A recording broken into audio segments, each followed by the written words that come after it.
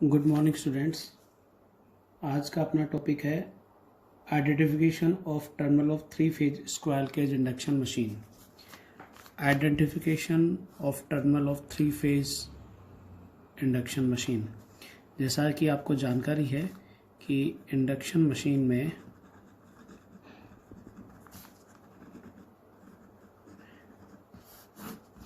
Mainly दो component हैं, एक स्टेटर और दूसरा रोटर। स्टेटर में थ्री फेज डिस्ट्रीब्यूटेड वाइंडिंग होती है, जबकि रोटर दो प्रकार का हो सकता है, स्क्विरल केज टाइप और सिलेंड्रिकल टाइप, या जिसे वाउंड रोटर कहते हैं हम। तो जो स्क्विरल केज रोटर होता है उसमें स्लॉट काट कर हम कंडक्टिंग मटेरियल डाल देते हैं और उसको एंड रिंग से शॉर्टिंग कर देते हैं। जो वाउंड रोटर होता है उसमें हम डिस्ट्रीब्यूटेड वाइंडिंग लगाते हैं और जितने नंबर ऑफ पोल के लिए स्टेटर को डिज़ाइन करते हैं उतने नंबर ऑफ पोल के लिए रोटर की वाइंडिंग डिज़ाइन की जाती है। तो आज हमारा जो टॉपिक है वो है कि थ्री फेज मशीन के टर्मिनल किस प्रकार से फाइंड आउट किए जाए। तो हमें अच्छे से जानकारी है इस बात में कि जो स्टेटर है उसमें थ्री फेज डिस्ट्रीब्यूटेड वाइंडिंग है। थ्री फेज डिस्ट्रीब्यूटेड वाइंडिंग का मतलब ये हो गया कि उसमें तीन वाइंडिंग हैं तीनों फेजेस के लिए, और वो एक दूसरे से 120 डिग्री डिस्प्लेस्ड है। मान लीजिए ये आर फेज है, ये वाई फेज है, ये बी फेज है, और इनके terminal R1, R2, Y1, Y2 और B1, B2 है। हम ये मान के चल रहे हैं कि हमें ये नहीं पता कि हमारे पास जो टर्मिनल अवेलेबल हैं वो एक ही वाइंडिंग के हैं या किस वाइंडिंग का कौन सा टर्मिनल। टोटल हमारे पास 6 टर्मिनल अवेलेबल होंगे, 1 2 3 4 5 6, जिन पर हमें ये जानकारी नहीं है कि ये टर्मिनल किस फेज का है या कौन सी वाइंडिंग का है।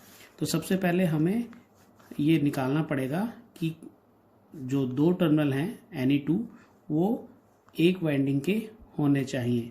तो इसके लिए हम दो प्रकार से टेस्ट कर सकते हैं, मल्टीमीटर के द्वारा, या आप इसमें सीरीज टेस्ट लैंप भी काम में ले सकते हैं। सीरीज टेस्ट लैंप भी काम में ले सकते हैं। मल्टीमीटर के द्वारा मैं अभी स्टार्टिंग में मान लेता हूं कि ये A है, ये B है, ये C है, ये D टर्मिनल है, ये E टर्मिनल है और ये F टर्मिनल है। तो मुझे ये जानकारी सबसे पहले प्राप्त करनी पड़ेगी कि इनमें एक वाइंडिंग के टर्मिनल कौन कौन से हैं। यानी कि मैं मान लीजिए R फेज है तो R फेज का यदि एक टर्मिनल A मान लेता हूँ तो R फेज का दूसरा terminal B, C, D, E या F में से कौन सा होगा। तो इसके लिए मैं मल्टीमीटर की सहायता भी ले सकता हूँ, सीरीज टेस्ट लैंप की सहायता भी ले सकता हूँ। मान लीजिए मैंने मल्टीमीटर लिया तो मैं एक मल्टीमीटर लूँगा, मान लीजिए मल्टीमीटर है और ये इसके दो टर्मिनल हैं। मैं इसको कंटिन्यूटी पे लगाऊंगा और एक टर्मिनल को फिक्स कर दूंगा। मान लीजिए मैंने यहाँ लगाया। उसके बाद ये जो दूसरा टर्मिनल है इसको मैं फर्स्ट एक टर्मिनल फिक्स करूंगा, terminal 1 fixed at A point. Then जो सेकंड टर्मिनल है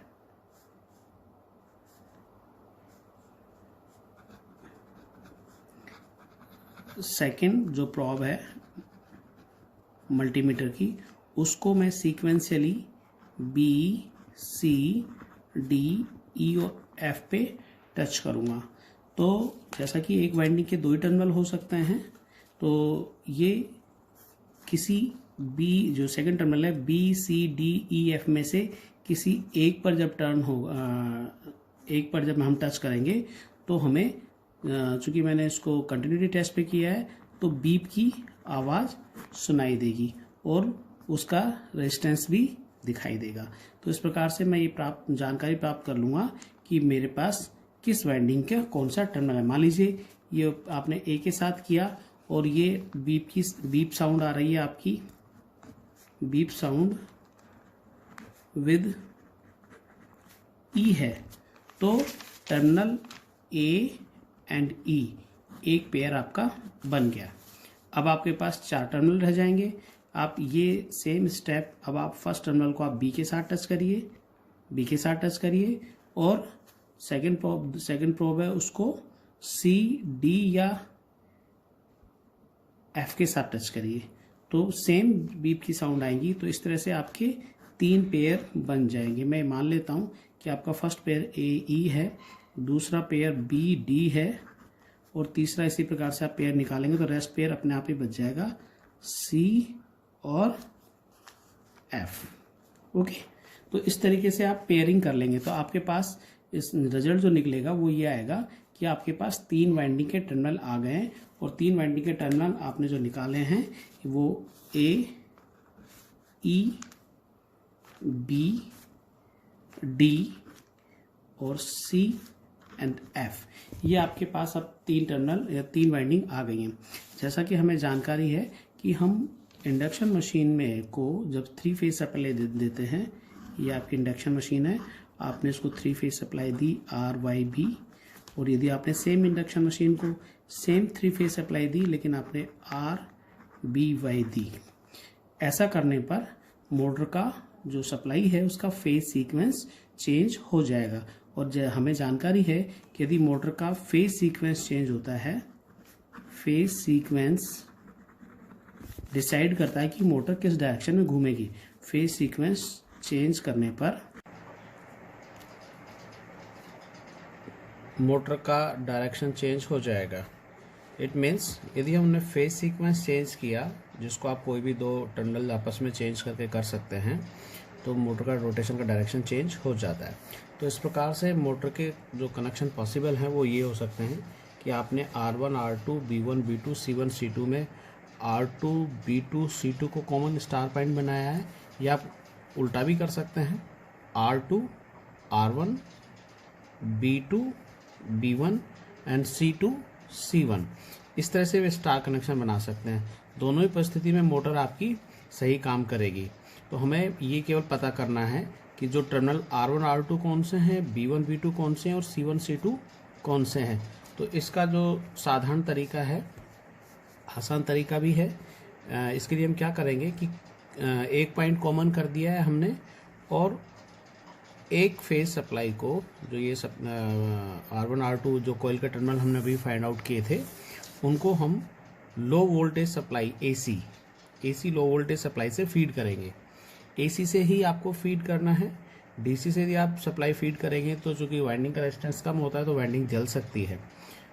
दूसरा, इसमें जो ट्रांसफार्मर का सिद्धांत इस टर्मिनल को फाइंड आउट करने में जो हम काम में लेने वाले हैं वो कार्य नहीं करेगा।